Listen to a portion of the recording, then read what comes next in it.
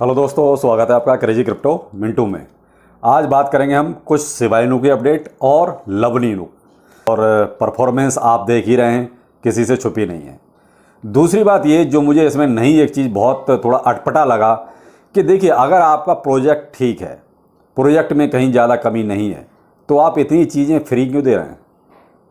आप देख रहे हैं उनके ट्विटर हैंडल पे आप जाके देखिए फ्री में चीज़ें देने की कि आप ये कीजिए तो आपको इतना रिवार्ड देंगे, आप ये कीजिए तो आपको इतना % छूट देंगे, आप ये कीजिए तो इतने लोगों को हम जो है फ्री में इतना लवली इनू देंगे। क्यों भाई, फ्री में क्यों बांट रहे हो भाई?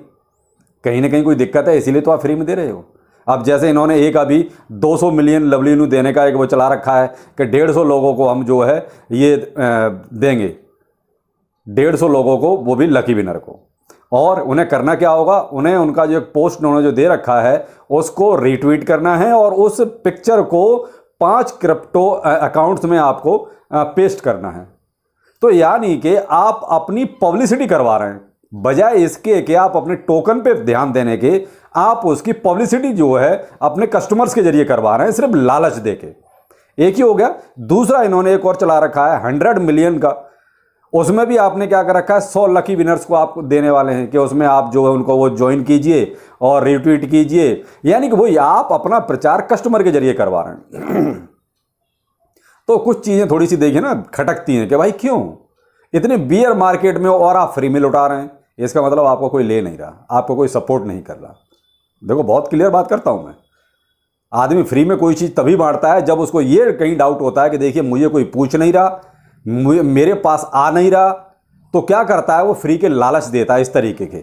और अपने क्या है, लालची बहुत हैं, बहुत ही खुला हिसाब कि अपने यहाँ वो कहते हैं कि 10 रुपए वाली चीज़, और अगर फ्री में कहते हैं कि आपको 12 रुपए खर्च करके हम देंगे, तो फ्री के लिए वो चले जाएंगे।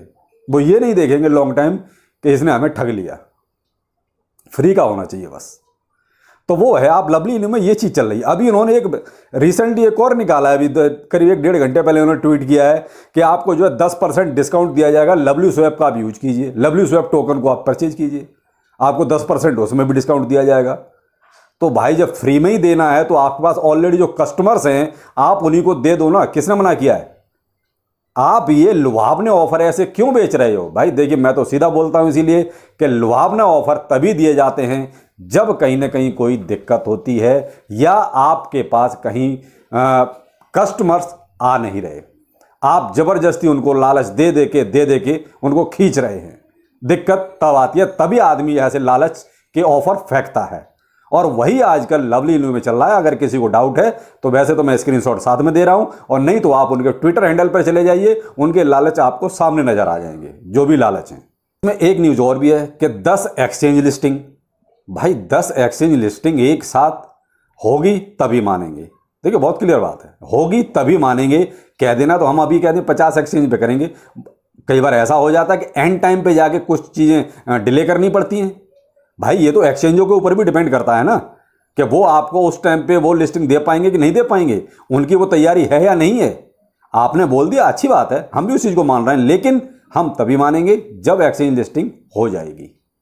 हम भी पढ़ रहे हैं, उनके ट्वीट्स वगैरह पढ़ रहे हैं, न्यूज़ वगैरह देख रहे हैं, लेकिन अभी हुई तो नहीं है ना। उन्होंने डेट दे रखी है कि जुलाई में हो जाएगी लास्ट में। भाई जिस दिन हो जाएगी हम मानेंगे कि हाँ जी हो गई। तो सब लवली इनू का ये है कि देखिए, मैं तो अभी ये देख रहा हूँ कि वो बजाय इसके कि अपने टोकन पे ज़्यादा फोकस करें या टोकन पे ज़्यादा ध्यान दें, वो ऑफर फेंकने में लगे हुए हैं कि किसी तरीके से वो कहते हैं कि मुर्गे को फंसाया जाए। आप अगर मेरा पर्सनल अगर ओपिनियन पूछना चाहें तो देखिए, मैं अभी लवली इनू में एक भी पैसा नहीं लगाऊंगा। मैं इंतजार करना चाहूँगा, मैं देखना चाहूँगा कि क्या जो चीज़ें ये हो रही हैं वाकई में फैक्ट है या नहीं है। कोई बहुत बड़ी आफत नहीं आ रही। अरे ज़्यादा ज़्यादा थोड़ा सा एक रुपये महंगाई तो हो जाएगा, तो कोई दिक्कत नहीं है। बजाय इसके कि मैं अभी इन्वेस्ट कर दूं और पता चलेगा वो गाड़ी की तरह लेकर डूब जाए।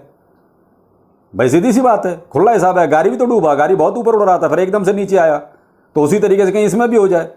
डर लगता है आजकल भाई। तो इसलिए भाई देखिए, मेरा अपना पर्सनल ओपिनियन ये है कि मैं इसमें अभी एक भी पैसा नहीं लगाना चाहूँगा। लेकिन हाँ, सबकी देखिए सोच समझ अपनी अलग अलग है। तो आप अगर करना चाहें तो कर सकते हैं, आप अपनी मर्जी के मालिक खुद हैं, पैसा आपका है, तो इन्वेस्ट भी आप अपने हिसाब से ही करेंगे।